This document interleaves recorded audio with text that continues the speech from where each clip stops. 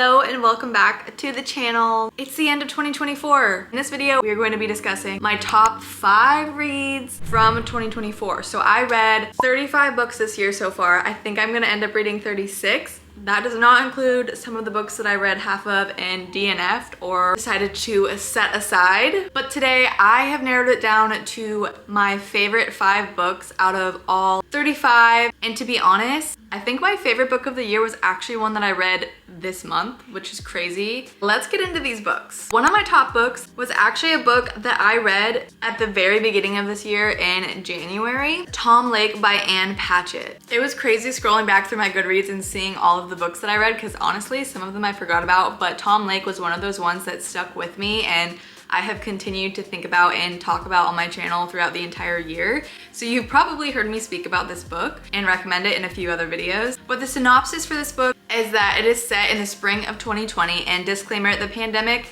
is mentioned in this book, but it's just the backdrop for the whole story to take place. It's not actually part of the narrative, if that makes sense. Laura's 3 daughters return to their cherry farm in northern Michigan, and while they're busy picking cherries and doing farm things, they're begging their mother to tell them the story of Peter Duke, who is a famous actor that their mother had a little relationship with and acted with back in the day at a theater company called Tom Lake. There's kind of dual timeline because we have the timeline of Laura and her 3 daughters and her husband now, and then also the timeline of Laura when she was younger having this relationship with Peter Duke. The 3 daughters are kind of reflecting on their own lives while their mother is telling this story, and it kind of changes their perspective on a lot of things that they thought they knew about their parents. As a whole, Tom Lake is really a story about youthful love, married love, the lives our parents lead before we're born. And honestly, when I talk about this book, I get a lot of people commenting that they found it really boring, and I get that. However, I love a character-driven story. So if you don't like character-driven stories and you need a lot of plot and action to keep the pace moving for you, then I wouldn't recommend this book. But to those of you who really do appreciate an emotional, character-driven story, then I think you will love this book. I listened to the audiobook narrated by Meryl Streep and it absolutely blew me away. I could not put it down. I just connected with it on a different level. It was so comforting to listen to, and there were so many quotable moments that I just wanted to have tattooed on my soul. I honestly would love to reread it and buy the physical copy since I only listened to it on audiobook, and annotate the heck out of it. Hamnet by Maggie O Farrell. This is another historical fiction novel. You'll see a pattern. This one is a fictionalized account of Shakespeare's life, although it's not really about Shakespeare. He's actually never named. It's more about his wife and his children, although he does obviously play a part in this. It's really a story about the people in Shakespeare's life whose stories are lost behind the shadow of Shakespeare's fame. It's a story about motherhood, loss, grief, and so much more. Maggie O Farrell's writing is some of the best I have ever read. There was an intimate scene, and normally I kind of skip through those because I'm like, I don't need this. They're weird, they're cringy, but it was so poetic and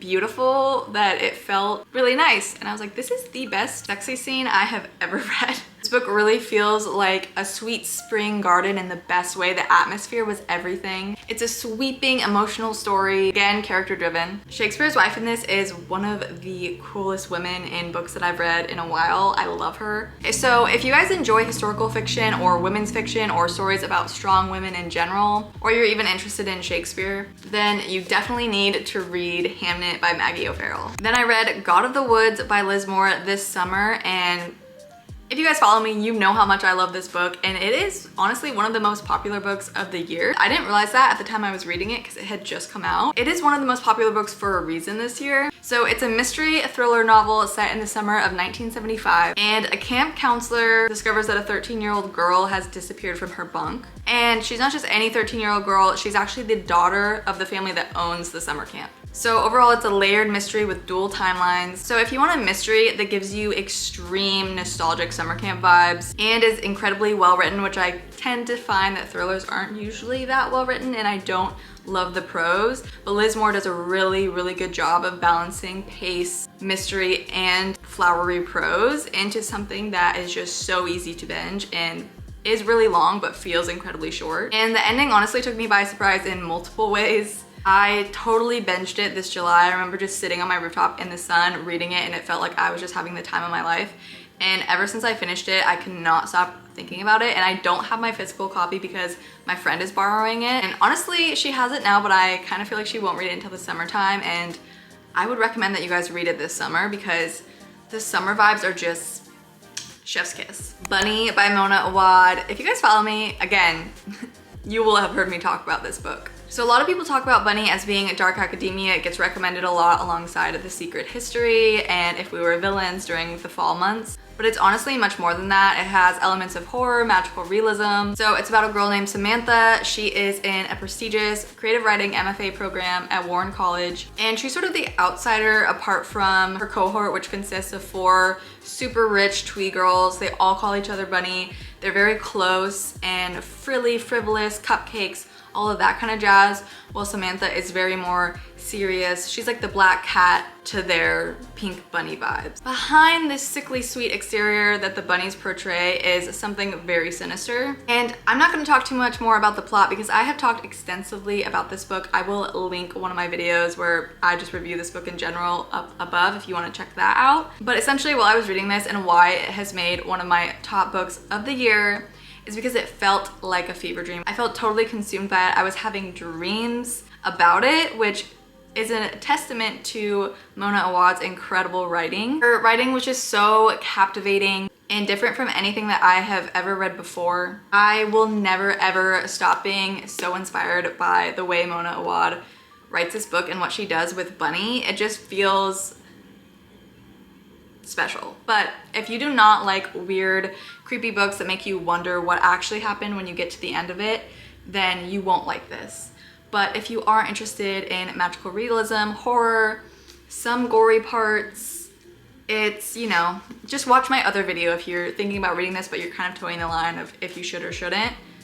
My other video will help you decide. Last one, and maybe my overall top book of the year. I don't know, they all hold a special place in my heart for different reasons. This is one I just finished last week and sobbed over, Winter Garden by Kristen Hanna. Kristen Hanna is one of my all-time favorite authors. I am planning on reading everything she has ever written. In fact, I just got one of her other books, The Great Alone, which I will be reading probably after I'm done filming this video. This is the perfect winter read. I will be talking about this in my winter TBR and winter recommendations video. Essentially, this is a dual timeline historical fiction novel. It follows 2 sisters that are vastly different people, and essentially their complicated relationship with their cold and disapproving mother that they end up having to examine after the death of their father, who they were both very, very close to. It's about mother-daughter relationships. It is about World War II Russia, the untold stories of strong women, and how it's never too late to find connection and love. And let me tell you, this book will make you cry, and if you don't cry, you don't have a heart. It honestly sucked me in from the very first page. It was so emotional. I found myself in tears multiple times, even at the very beginning of this book, and then by the end, I was a wreck. The winter atmosphere is incredible. That's why I recommend reading this in the winter.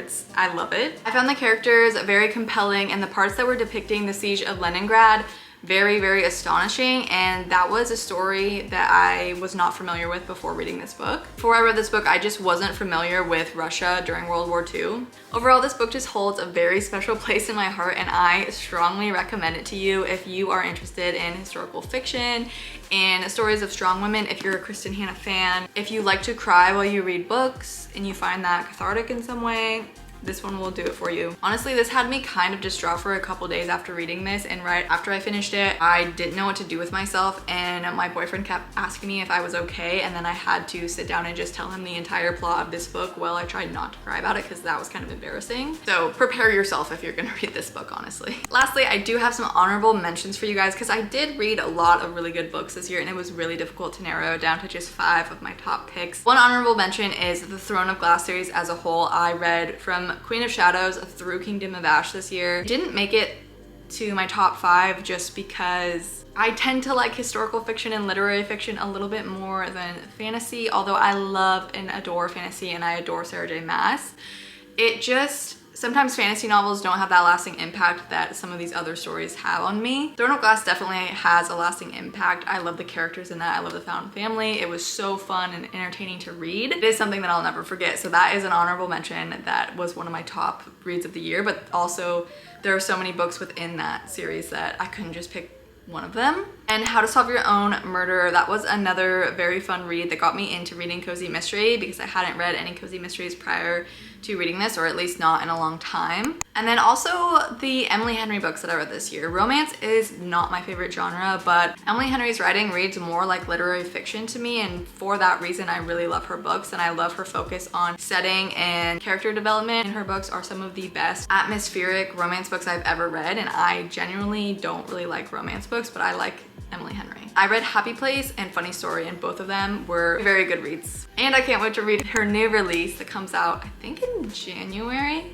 or maybe it's in the spring, I forget, but yeah, she has a new book coming out this year and I'm very excited. Let me know what your favorite books of 2024 were in the comments below. Thank you guys so much for watching. Don't forget to subscribe, and I hope to see you in my next video. Bye!